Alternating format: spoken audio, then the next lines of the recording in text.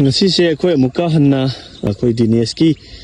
morok ki farm da akhoi lakcharakanda hugji fogi oiwa report adu logena laksabani aduga mayam dai fitang honjarake huji ki Dinesh ki morok ta laiba film se ai adum camera ri thanjan jarake sumaina lairi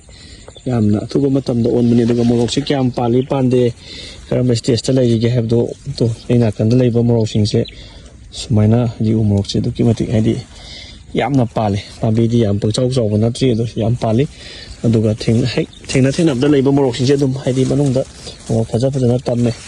pambi gi chakhok kai se am yeng ji ko hadi tamai ba morok sing chakhok se almost khobi muki me aloi chawi ye som daga laiba morok ki branch pala iba morok ko adugi matik yamna fajana hadi fajana tamme fajana pale yengki da yamna morok loi pale ko ado Dinesh hauji phugi ori ba laiba morok sigi stage si daina nangonda kari phawi aduga mayam da kari haina hainingi du mayam da kitang tamsi hauji buki laiba ise sida ya egoga sum kusam majaraga adum lambi jida sum khong tarak pajidagi ai sigi thaki yogjarakoni